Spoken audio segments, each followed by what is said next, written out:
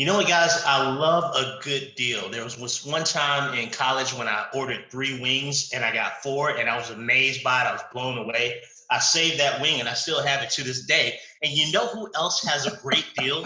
PT Distinction. They got a special deal for our listeners. For new users, you get 60 days free. That's 60 days, which is almost as long as I had that one chicken wing in my pocket that I got for free. So if you're an existing user, they did you even better because they know you're suffering through listening to what we're doing here on the podcast. We feel sorry for you, sure, and they feel sorry for you too. So they get you 50 automated messages for accountability. So it's a special text goobity goo do what's it that'll send 50 messages to your clients for free, free of charge, free 99, and you can get your accountability done in an automated way. I think it's amazing. In addition to that, we want you guys to run on over to the Online Trainer Academy. Look, if you're a trainer, if you're a nutrition coach, if you own a gym or you'd like to own a gym or you were kicked out of a gym, we don't care. You can become a certified online trainer today.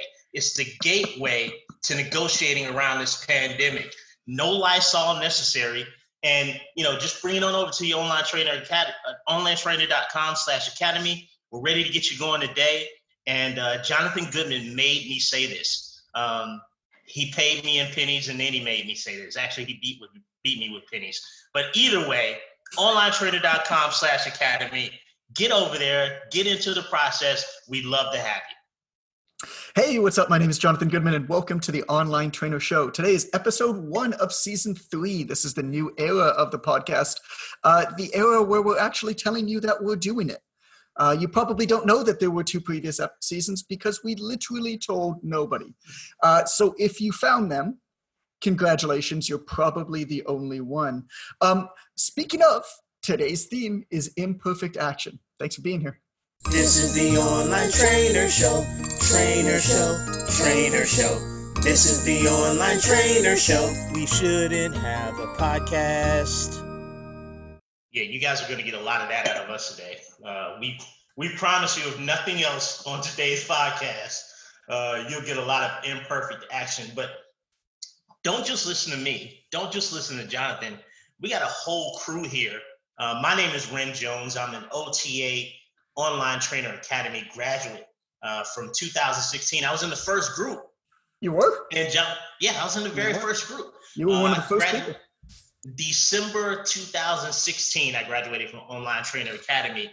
And when John came to me and asked me to host a podcast, I thought it was a little bit strange. I said, why would I host one of those little bathroom places that they have in the park for people to go use the bathroom? He said, that's not a podcast, that's a porta potty. To which I replied, I never go number 2 in it though. So he asked me to host a podcast. And he said we'll have a team of people on the podcast. It'll be awesome. You can join in with us. And my reply to that was, "What exactly is a podcast?" So apparently you get on a computer or device. You record a radio show that people don't get to hear while you're recording it. You play it back later, and people come and listen to that. I don't know why. I still thought a podcast was one of the little things that Carolina puts her ex-boyfriends in when she ships them out to sea. Apparently, it's a radio show. That's what I thought when you podcast somebody. But there's not just me. You get Jonathan Goodman, and as a bonus, we get Carolina Belmares. I call her Carolina because I'm from the South, and not quite frankly, I don't speak Canadian. But I'm Carolina, Mexican, dude. I'm Mexican. Oh, there's a difference. Nobody speaks Mexican. None of us speak Mexican. At least one of us speaks Canadian. None of us. But they needed an idiot for the show, so they got an American. That's me. They needed somebody who had great ideas. That's John. And then they needed somebody that we all love and we love to listen to. It had an infectious laugh, a thirst for life, and chases coyotes on a random basis. And that was Carolina. So Carolina, introduce yourself. Let the people know who you are and what you do and why you even agreed to this. Why did you agree to this?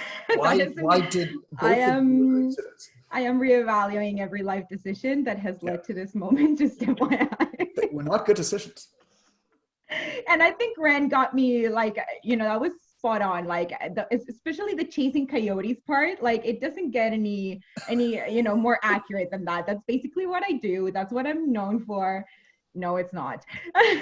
So I've been in the industry for like a decade. I do awesome work with tons of, with several organizations that are fantastic in our world, and all of those, fancy things. I'm also certified as a level 2 OTA coach now, which was fantastic. Ren and I were classmates in that. And then, very much like Ren, I'm like, why am I even here?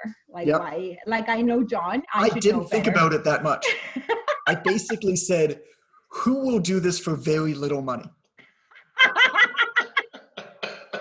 And I mean, that's your person girl that I right thought there. is Carolina would not be very expensive to get on as host. You're a jerk. That is not true, people. That is a And lie. I get to pay her in Canadian dollars. Oh my, see, I was already counting on the US conversion rate. Oh, I feel cheated out. Nope. I quit. Like, I feel cheated. If you cheated out of this You already. get Canadian Bad change. deal. You get a loonie. I'm sending you a loonie in the mail. Terrible. You get a loonie in the mail. Two So- interesting things. Number one, Carolina has been in the business for about 10 years. It's amazing. She's only 15 years old, so that's remarkable. Number two, John had me at hello. I was in from the start. I actually didn't know people were getting paid for this. I was just sort of doing it for free. My afternoons are free now because of coronavirus, so I was like, why not? So I love it. So John, you brought us all together for this podcast for the third season. Yeah, for the third season. Nobody knows anything about the first 2 seasons. No. What led to the change? Is this sort of like a midlife crisis thing for you, or what's going on here? I want to do a podcast. Man, I think there's some opportunity to add some levity to the situation. I think there's a lot of opportunity to entertain and educate at the same time. So I thought I'd bring 2 of the funnest, smartest people I know together, and they weren't available. So I asked 2 people who were the easiest to get to bring on, and figured we'd talk about online training a bit, poorly, like Mediocrely. we don't pretend that we're gonna do a good job with this podcast. Like if you are going to a podcast for good sound quality, professional production, and a well thought out narrative, you're probably not in the right place. I don't really know why you're listening to this in the first place.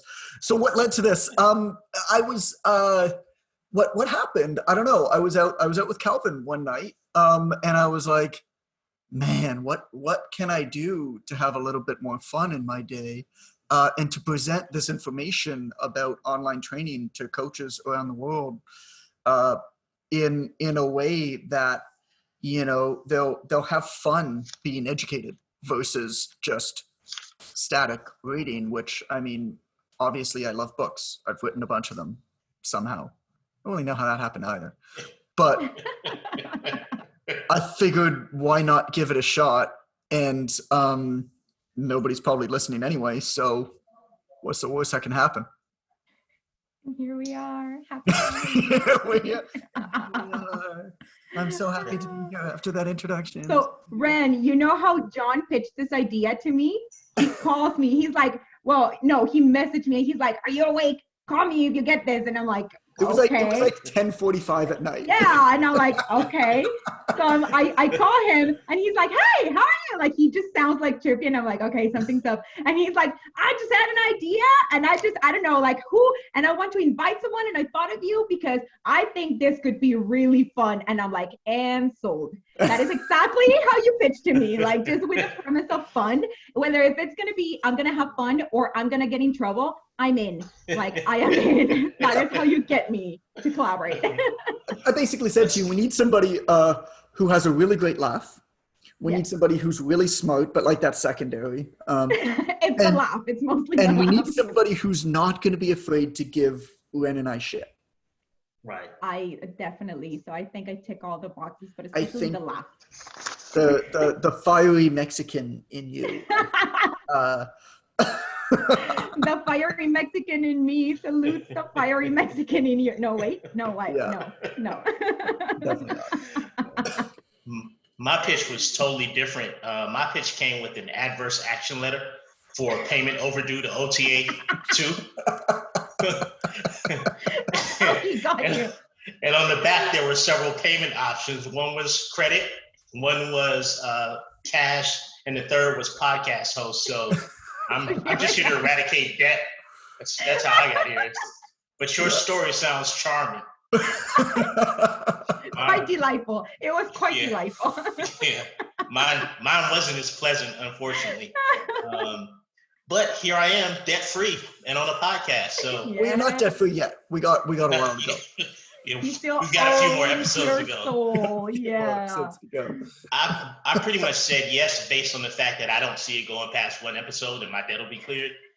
So I'm just going to play that out. I think the odds are leaning heavily in my favor right now.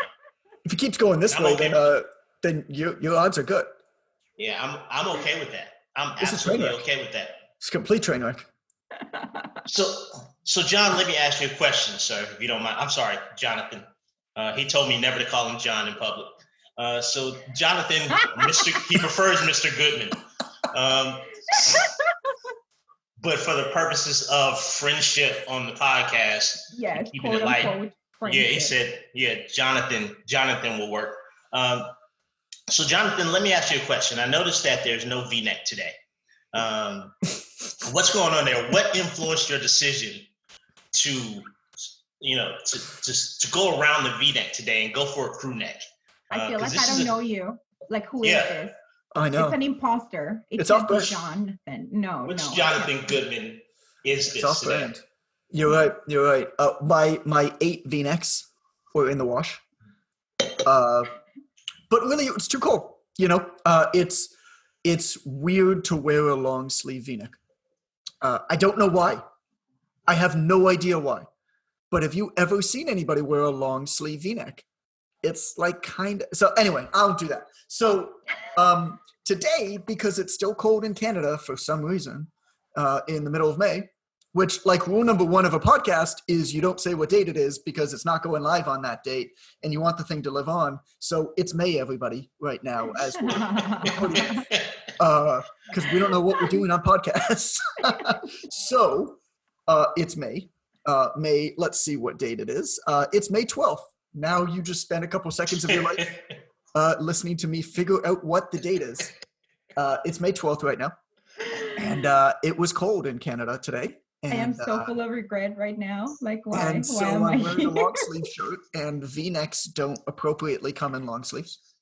So I'm wearing a V-neck shirt with the sleeves rolled up. Thank you for asking, Ren. That's fascinating. Just fascinating. It's amazing that all 8 V-necks are dirty, but it's equally amazing to me as an American that you guys have 8 days a week in Canada. That's just mind-blowing. I never knew that. It's really unique. No wonder you guys are so nice. You get, like, what, 2 Saturdays? It's awesome. It's awesome. What's amazing to me is how little Americans know about Canada. Like, did you know in high school we actually had to take an American history class? Like, we had to take an entire semester dedicated to American. How much Canadian history did you guys have to take? Fun fact: we didn't even have to learn American history here. So right. That's number 1. It's not a prerequisite for being American. Because if you did, you would have figured out that Canada beat America in wars, like, multiple times. See, what happened was that, like, Canada had 2 ships, America had 1, and then Canada just never got any more. That was it. They peaked, and then that was it. Done. We peaked in the 1800s across Lake Ontario. We just fought back the Americans.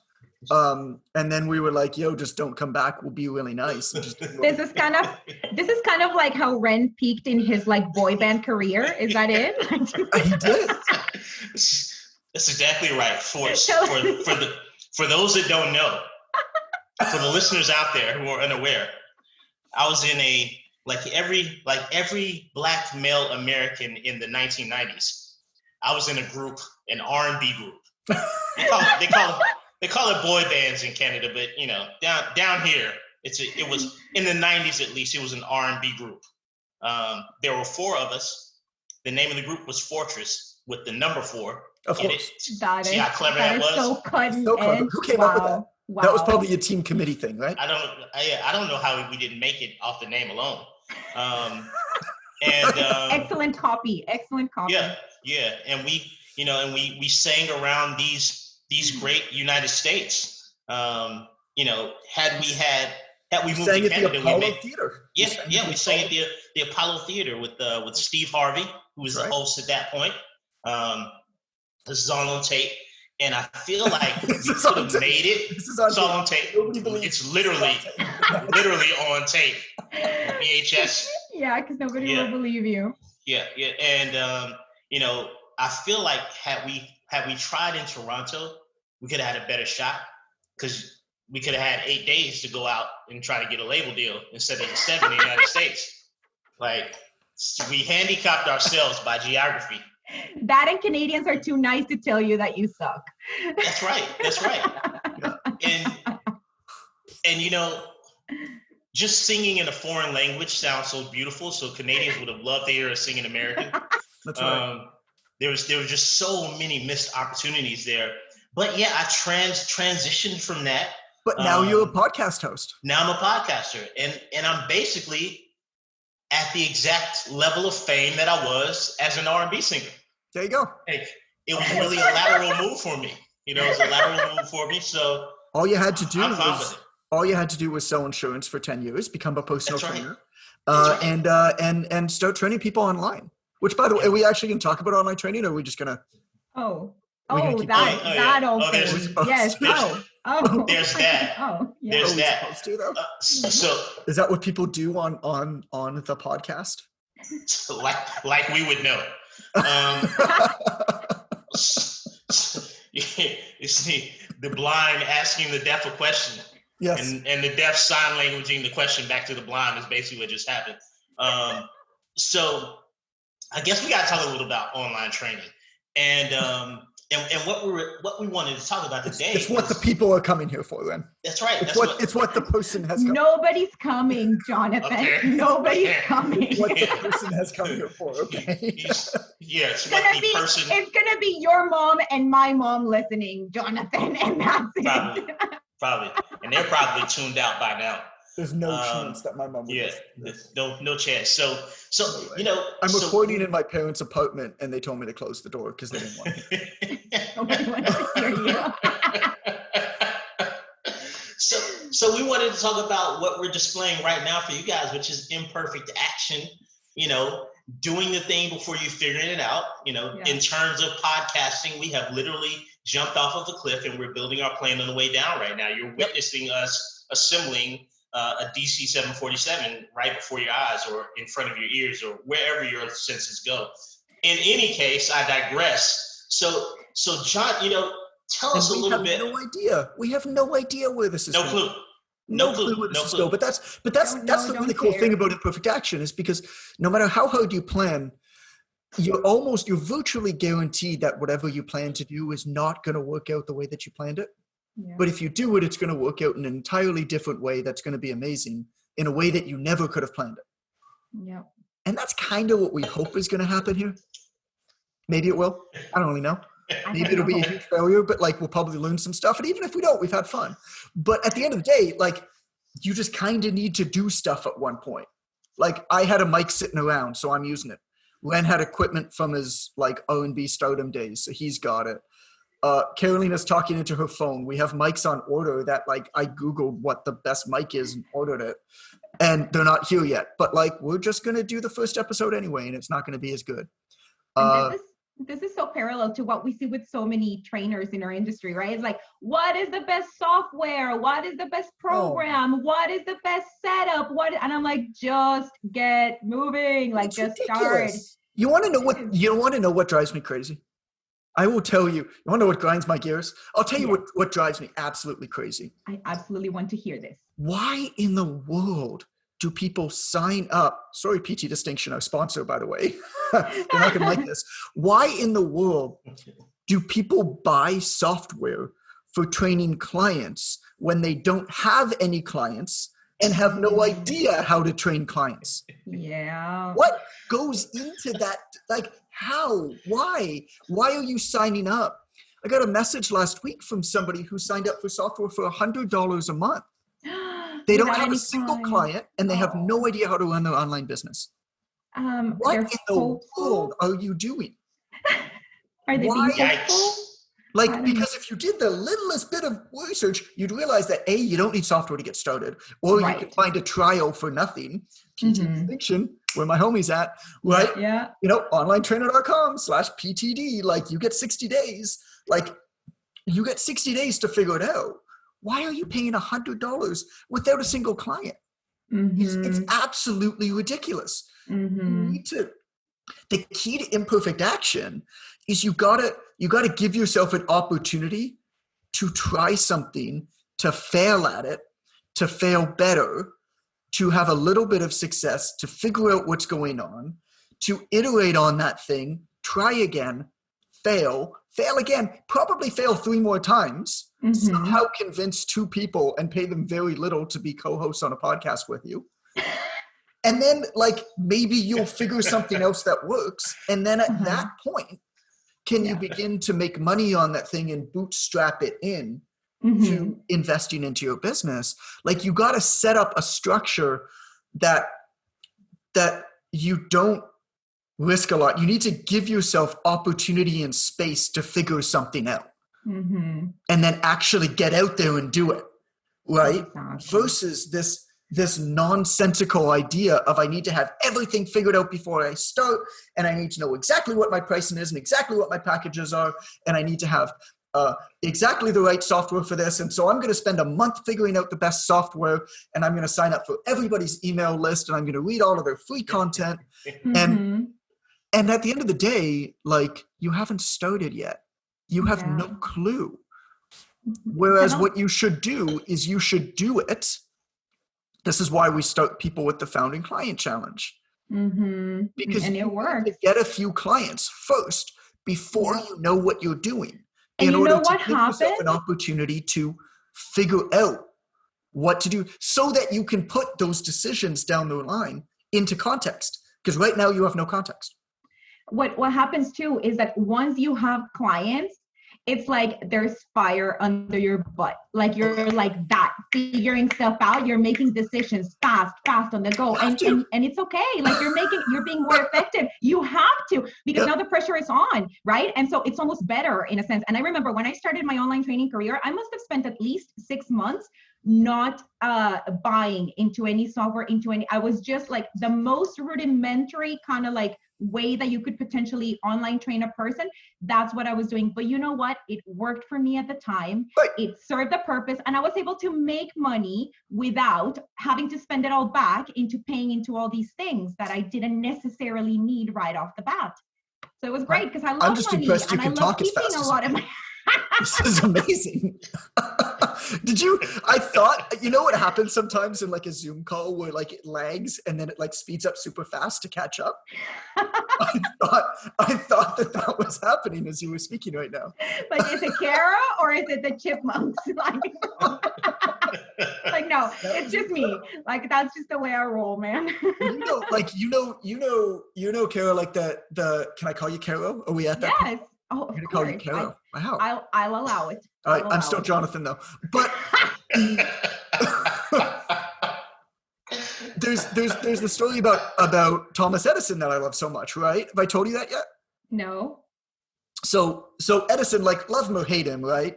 But like Edison, you can't argue the fact that he was one of the most successful, you know, whether he invented stuff or not, he was one of the most successful businessmen with inventions of all time. Like, there's no question. And one of the things that he actually did is exactly what you're talking about. He forced himself into imperfect action. Here's how he did it. This is one of my favorite stories or not. And like, perhaps it's a bit apocryphal. Like, I'm not actually sure, but it's written in enough like well-resourced books that probably there's some truth to it. He would actually call newspapers and offer a press release talking about an invention on a certain date before he had invented it. Yeah. Like if he wanted to invent something, he would call up the newspaper and be like, yo, 2 months from now, we're going to have an announcement that's going to rock the world. Yep. And you better Because have what it. did that do? That forced him, that set his brain, his mind into higher gear, lit a fire under his butt to get that thing out. Because if he didn't, it was his reputation on the line. And you know what? Sometimes we need that, you know, in order to build mastery towards something, we need that external pressure, right? Yeah. And we can fabricate that external pressure.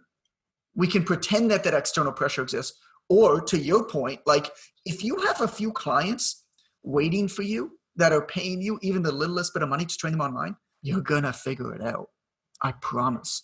And even if you don't do it perfectly, you're going to realize that all of these micro decisions that you're stressing over are actually not as big deals as you thought. Because what you're going to come out with is going to be pretty good. And then you're going to learn from it. And then you're going to have some context through which to actually bring your decisions into and how you formulate your business. And then take that back to the next time. But you never would have gone through that process if you didn't just start, if you didn't just take imperfect action. Like, we don't know what the heck a podcast is. I mean, it's like, I called PT Distinction. I was like, do you want to give me money for this thing that we're making up? And they're like, yes. And I was like, that was way easier than I thought. I like had no pitch. I didn't send them like a fancy PDF. I literally messaged Tim and was like, hey, Tim, I figured out that it's going to cost me about this amount of money to do a podcast. Can you give me that money to do a podcast? And he said, yes, like for some reason, right? I don't know why, but shout out to them. And then I messaged you guys and I'm like, hey, do you want to be on this thing with me? I don't know what it is and I'm not going to pay you much. And you said yes. And like now we're all figuring it out together. So and the biggest thing, it might turn into nothing. So now for me, like the biggest thing that I got out of Jonathan's whole story there, the biggest takeaway for me is that I am exactly as intelligent as Thomas Alva Edison. So that's what I'm taking away from that, and nobody else needs to. His face is like, wait, what? Here's my takeaway. My takeaway is this: you guys both mentioned fire under your butt, and I want to go back to that story about the wings, because when I ate that fourth wing, that's exactly what happened to me. Fire. Right up under my butt. Fire right up under your butt. Was it when it happened though? Or was it the next day? It was quick. Oh my gosh. Expedient. Okay. I guess in its own way, an imperfect action. It sounds like you're almost harnessing the Mexican energy in this video. No, don't try to drag my culture into this. We're having none of this. We are having none of this. In my defense, the event did take place down south, so it was a southern heat wave. I can tell you that. So I'm stuck with these two guys here, and of course, everything had to turn into potty humor at some point. Of course. I'm surprised it took this long. Exactly. I'm very proud, guys. I'm very proud of this long. Literally, well, I mean, we're not the ones who made the single faux pas on a podcast. We're just talking about what's going on physically with somebody's face. That's like, you're not supposed to, like, it's like I'm not seeing you. Well, I mean, you're seeing me. I mean, I don't know. I don't know what I'm doing, Jonathan. That's why I felt the need to describe it to them, because I am their eyes in this situation, just like you are our guide in the life of online training, and Jonathan. I will be your Sherpa. I'll be your Sherpa, Carol. I will carry your pack up the Himalayan mountains. Yes. Into finding your guiding light to figure out that on a radio show, you don't talk about what people's faces are doing. You know what? Just because of that, I'm gonna keep doing it again every single episode. So there. That's fine. That's like us talking about all of the amazing things we were discussing before we started recording. It's like every single podcast you ever listen to, it's like, we were talking about this great thing before we were started to record this podcast for you. Why don't you repeat it now when you're already bored of the subject, not as interested in it? And try to give our listeners some idea of the brilliance that you shot forth that they will never get to witness. I can guarantee the listeners out there that there was nothing brilliant that happened at any moment from the time that we got together today until this moment. It didn't happen, so you didn't. It's devolved, if anything. Well, I don't know if it's devolved. I think we're already evolving because I think it started so bad. Like so bad. Like it's a little bit, it's not good yet or probably ever, but like it at the beginning, like when we first got on this, Carolina wasn't even here yet. Mm-hmm. It was, we were trying to figure this out. We were like, what are we going to say about this thing? How are we going to end this thing? It's like, oh crap, none of us thought about that. We didn't think about anything. No one thought about anything. That's the beauty of this. This is your lesson for today, online trainers. Just do it. Just jump right in. Do it. You don't have to figure it out, because once you're under pressure, you will absolutely probably more effectively figure things out. Absolutely. In terms of imperfect action, here's what I like to say about action. You know, what do you like to say about action? That was very. Here's what I like to. Here's what I like to say. Wait. We need some sort of sound effect here. Wait. Yeah, okay, everybody. Log that in. Nice. Oh. Okay. What do we need to hear about action, Ren? So here's what I like to say, because you guys may know me as the third member of this podcasting team, but out in the real world, I'm the second member actually. I'll take it. Oh, what? Wait, what? Do the math. What? No, it's fine. Second member. Go on. Second member. Do the math, Carol. So, you know, in real life out there in the non-PAP podcast environment, as amazing as this sounds, as ridiculous as it sounds, I'm actually an OTA mentor. I'm a coach. I coach other coaches through the OTA. And what I like to tell the other coaches is, hey, look, you can get caught up trying to make the right decision, or you can go ahead and make a decision and make it right. Because the chances are you can change almost any decision that you make, but you can never get the time back that you spent deliberating. And time is your most valuable asset in business. Once it's gone, it's out of here. You can make more money. Nobody's making more time. And you guys did not expect that to be that profound when I said it, did you? That was super sage. Although we set the scene really well for it, and I'm proud of that. I set it up well. But what I want to know is like, I 100% agree with you on that. But what are some guidelines then, Ren, to help people figure out? Because to me, it's like, I actually talk about this. I've actually got a folder on my computer about a book that I want to one day write, which I'm not writing any more books for a long time because books are nightmarish to write, and I've done like 11 of them, and I just don't even want to look at them anymore. But anyway, I've got another book on my computer that I'm probably never going to write. And the book's called The Ignorance Quotient. And that's a really terrible name. But I don't know. Call it for this podcast. Well, yeah, right. The other working title is Optimistic Ignorance. And the idea behind it is there a way to quantify? Is there a way to actually qualify what that point is where you know enough about something that you can actually responsibly take action on it? Where if you know more about that thing, it's actually a disservice. Mm-hmm. Right? Mm-hmm. What is that point? Because there is a point. Yes, there is. Right? Where you know enough about something that you're not going to make a catastrophic failure. Mm-hmm. And then if you know more about it, you begin to overthink, right? You begin to overanalyze, you waste time, you perhaps invest into things that you shouldn't have otherwise, like because you don't have enough context to put those decisions through. And what's interesting about that to me is that goal line changes as business goes on. You know, when I was starting my business, that goal line was pretty close to like to zero in terms of investment, because to me it's all a matter of building courage. Because as you try more things, you realize that worst case is almost never going to happen, and worst case scenarios is actually probably not as bad as what your brain makes up in its head. Mm-hmm. So often what happens is that people fear things they don't understand or they can't verbalize. But when you actually think about it, it's like, okay, well, what's actually the worst thing that could happen if I try this? Like, absolute worst thing. Seneca once said, if you wish to stave off all fear, imagine that the worst that can happen most definitely will happen. That's a Seneca quote. Like, this is not an online training thing. But the wisdom lives on and lives forward, because when you actually analyze what the worst case scenario is of you taking action, it's almost never that bad. And that removes fear.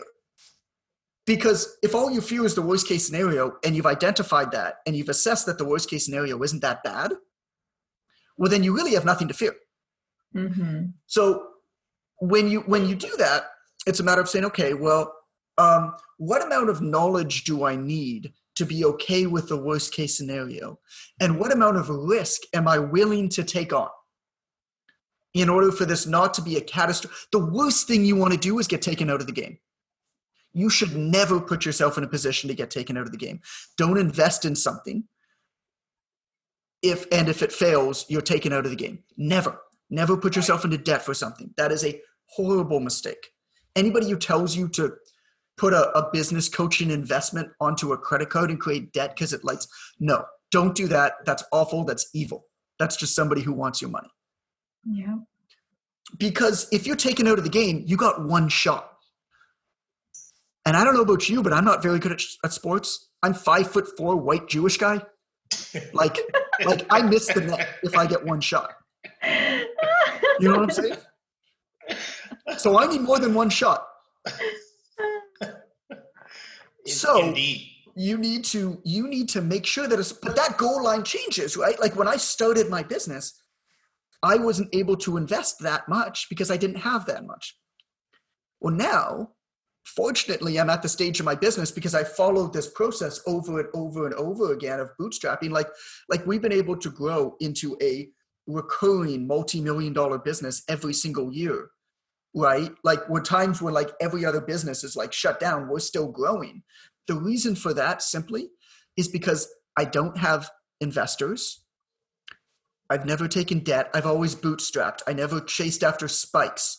I always just played the long game in this thing, right? I always took risk that I could manage.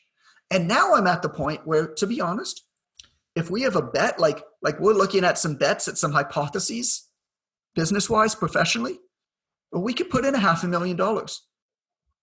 And if it fails, it would hurt. But it wouldn't take us out of the game. Well, let me tell you about this business proposition that I have. Yeah, right? And I'm still paying you guys peanuts. So why are you here? Oh, you know what? That's just like adding insult to injury, man. What the you heck? get Canadian peanuts, at least Ren gets. Oh, see, brutal. But wait, is it because I'm a woman and a minority that I get paid even less of the less? I'm sorry, you're not. That is, we didn't talk about that beforehand, but that's a line in the sand. We are making right here. You can't see it. I'm breaking my rule. I'm putting my arm down in the shape of a line. That is a line in the sand. You are not playing the woman and minority card. But we're going to play the next card. So for anybody just tuning in, Jonathan Goodman just announced that the episode 2 will be a $500,000 podcast episode. He's prepared to invest heavily in episode number 2. You heard it here first. I do not have enough confidence in this project. You guys will be able to catch the live airing of episode 2 on HBO, Cinemax, and Showtime networks. And it'll be brought to you by Jonathan Goodman. Thanks for the investment, John. We appreciate it. We really appreciate it, yes. Yeah, maybe we'll buy some microphones first. Oh, I don't know. But It could happen. It could happen. They're on the way, right? They're in the mail. We're just going to keep telling you guys that as we keep recording more episodes. Yeah, we ordered them. We did. We don't know why they're not there yet. For real, yeah. But we definitely paid for them. We definitely did. So Jonathan made some great points about imperfect action. You know, this is the most awkward segue of my life, and I've only ever had one segue on the podcast. This was it, and it was terrible. So Jonathan made some great statements about imperfect action. You know, Carol brought some things home about just getting started. What I like to know is, as we wrap up here, is from each of you, what would you say I'm a new coach. I'm trying to get it going. besides signing up for the Online Training Academy and enrolling in PD distinction, obviously, besides those two things, what's my first step? What's my first actionable thing that I can do? And please, no numbers. I was told there'd be no math in my contract. What's the first actionable thing? That's right. I forgot I don't have a contract. So what's the first action? And I'll go with ladies first, Keto. What's the first thing that you suggest somebody do to get out of the gate? Like, what's the first action that they can take? The first thing that I would ask is, are you already helping people?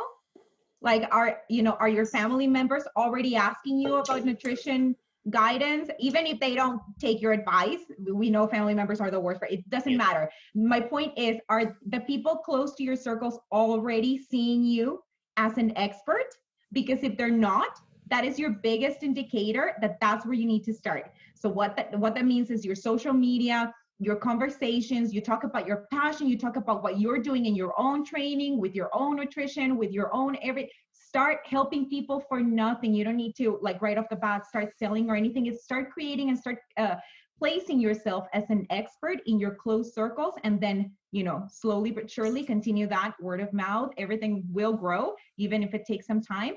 But you need to be already in that coaching mentality, because again, you can have all the bells and whistles, and if you don't have that initial, just so basic fire inside you for helping people, it's going to be really difficult for you to make it in this world, in this business in particular. Yeah.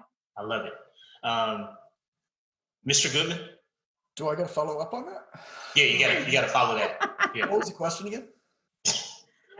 If two trains leave Albuquerque at 9 a.m., yeah, one train going north, one train going south. Okay. Both trains have PDs. Yeah, I always go to Albuquerque. What's the first action step? Like, if I'm a new coach, I've obviously already enrolled in OTA, so I'm going to learn things there at the Online Trainer Academy. I've already learned a story about Albuquerque first. I'd love to hear a story about Albuquerque. That's really here's my Albuquerque story. Right. Here's my Albuquerque story. This is before, we'll call it BA, before Allison, before my wife, obviously.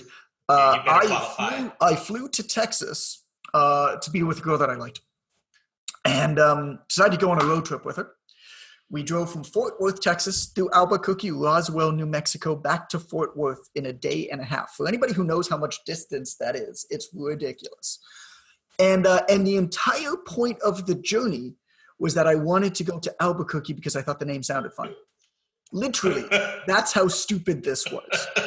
I flew to Texas to be with a girl that I had met when I worked at a youth hostel in Greece a few years earlier, that I hadn't spoken to for a few years because I was too young for her when we met in Greece. Now I was a few years older, and she was obviously a few years older than I was. And we drove for a day and a half through the desert in Texas to go to Albuquerque because I thought that the name sounded funny. This is how much of an idiot I am. What was the question again, Ren? Why am I here? I don't know.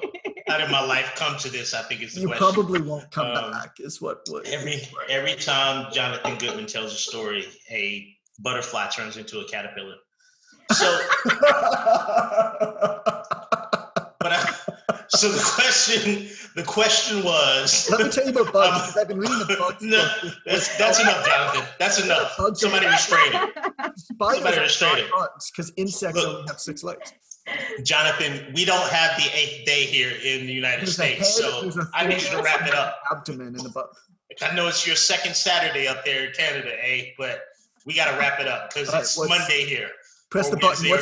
What's the question? Did you ask the question? So the question is, your new coach, what's the first most actionable thing that I can do as a new coach trying to get to the market? What's my first imperfect action? We're talking about online training, right?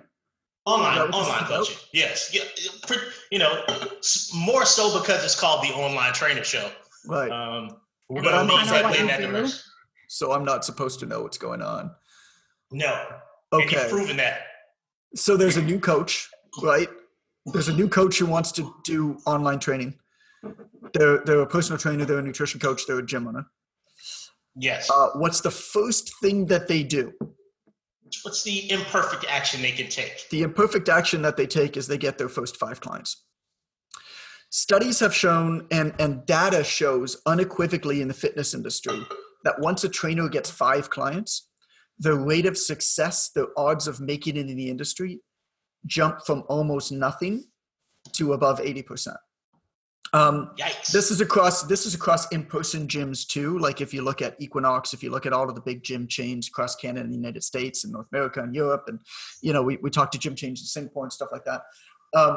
They all say the same thing. They all have the exact same data. Once a trainer gets 5 paying clients, the rate of success skyrockets. All of the training software companies show the same thing. Once somebody puts 5 clients into their system, they do it because they're basically like, okay, we want to keep people for a long time so that they keep paying for the software. So how do we help them get 5 clients? And so they basically send all the people to us because we're the best in the world at helping them get their 5 clients. But like, how do you, your job is to get 5 clients before you're ready. And so how do you do that? You do that by understanding what makes a compelling offer. It's as simple as that. What makes a compelling offer? You probably, if you're somebody who is like always called your like social media account, you've got 50 friends that are close friends and you've never posted anything about fitness, nutrition, like you got a bit of an uphill climb, because what you've done is you've actually eliminated your number one business asset of people who have known you for a long time. Like that network that you're building on social media over time by just like friending people you meet and interacting on whatever network you're using. That is actually the best business asset you have to get started. Then you start getting people results and understand how to generate referrals and all that kind of stuff. And then it takes care of itself if you have a good business strategy. But if people already see you as an expert in some regard, what you have to do is you have to understand the basic tenets of a compelling offer. You have to have a limited quantity. You have to have limited time. You have to understand who you're speaking to and who you're not speaking to. You have to understand how to communicate some sort of a goal in a relatively short period of time, maximum 90 days. I get it. You amazing fitness pro who wants to change the world and understands that change is long-term and you can't make any real change in 90 days. I get it. In order to give yourself the opportunity to work with somebody for longer so that you can make that change, you got to start short. Then when you get them some initial results in 60 or 90 days, then they're bought into the process and then you can take them on the journey. You can't start by telling somebody you got to sign up for a year with me. It just doesn't work. So what you got to do is you need to say, okay, who is the people that I want to help here? What's my one market right now that I want to target? Doesn't mean you can't train anybody else, but if you're going to make a value proposition to somebody, you need to make it to somebody, not to everybody. So you work with, we'll go like pretty superficial even, but like you work with mothers, you work with military wives, you work with ex-collegiate athletes, you work with professionals, whatever it is. And then you want to identify some sort of quantifiable goal that you're going to help them achieve in the next 60 to 90 days. And again, I get it. Quantifiable goals don't matter. The scale doesn't matter. Cool. Your client thinks that they do. And in order to sell, you've got to meet somebody where they are if you want any chance at taking them where they need to go. So you got to actually use those quantifiable goals in your compelling offer. So what you do is you put out some sort of an offer where you say, hey, I'm looking for 5 people in the next, we call this the 5-1-60 formula. I'm looking for 5 people in the next 60 days who want to lose no more than 10 pounds of fat, who are busy professional men who used to be collegiate athletes. Mm. We're starting a new pilot project or a new experiment or a new, challenge on this date. Message me if you're interested. And like, you might only get 1, you might get 5. We've had people who have gotten 40. All of that depends on how much you've unconsciously built your expert persona up until that point. Yeah. Towards your existing audience. You can't, when you're getting started, you should be building content. You should be building connection, but that is a long-term thing. There is nothing that you can do in a week or 2 weeks or 3 weeks. If you've never done anything up until that point, to get a lot of clients. But what you will find is most people already have actually done quite a bit without knowing it. So if you or somebody that you know is interested, get them to message me. You have to have a cutoff date. You have to have a quantifiable goal. You have to speak to a specific person. You have to communicate some sort of a deal. Regular price for this program is going to be $500, but for the first 5 people who try it, it's going to be $197. You don't need to know what's in the program. They don't need to know what's in the program because you're selling the outcome. You're not selling the program. And then once you have them paying, oh, you bet your butt you're going to figure that out real quick. Yeah. Right. Totally true. Totally true. Correct. So we've gotten, a similar message from both of our experts here. No, mine was different than hers. Stop it, Jonathan. Mine was better. I think mine was better. They were both easily the highlight of this podcast episode. I think we can all agree to that.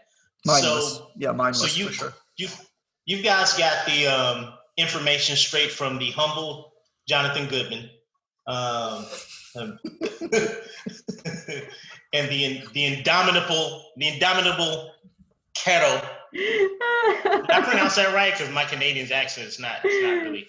I'm trying. You gotta roll your tongue deep in your throat. Yeah. I'll How do you say your name? How do I say it? Carolina. Yeah, there you go. You got to roll that tongue in your throat, man. Oh, yeah. Okay. We've gone off the rails here now. Let's pipe down, big boy. So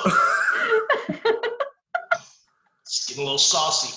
So let's go ahead and wrap this thing up. Any final thoughts? We've just begun to do this podcast poorly. What's up? My final thoughts are: this is terrible. It's not gonna get better. To anybody listening, this is your time to, jump off ship. Like, get off early. What are you doing here? Definitely don't subscribe to this podcast to get the next episode delivered straight to your podcast app, wherever you have podcasts. You don't want to do that. Definitely don't review the podcast. We don't want to see all of the bad stuff you're going to say about it. We already know it. Just keep it to yourself. We can't make that. Well, that's episode 1, guys. I've been your unwilling and unwitting host, Ren Jones. Thank you to Jonathan Goodman, and thanks to Carolina. Did I roll it right? You did, yes. Now my last name. Say my last name. Belmares. Yes, there you go. That was really good. Okay, now say it with a southern twang. Carolina Belmares. There you go. That's how we're saying her name from now on. That felt so much more natural, Carolina. Thank you guys for playing out there. We'll see you episode 2, maybe. I hope the FCC doesn't shut this down, or nature doesn't. It's been wildly unnatural, but we thank you for listening anyway. And we'll see you for episode 2. That'll be entitled "God Knows What." We don't know what it's going to be like. We'll catch you next time. We'll probably make it up a minute before. Probably so. Yeah. Probably so. Yeah. Bye, I guess. Whatever. And everybody meet Amber, our podcast production. Been on here the whole she time. has been horrified the entire time sitting there. So many notes, guys. So many notes. Face palming over and over. I could see it in her, but like, what? No. She has been occasionally laughing with us, most of the time laughing at us, and has been writing lots of notes to make this better next time that we probably won't listen to or pay attention to. Yeah, so what are the chances we'll apply anything anybody tries to teach us? Exactly. No. probably not. Okay, you want to say bye, Amber? I already. Bye. Y'all are awful. Yes.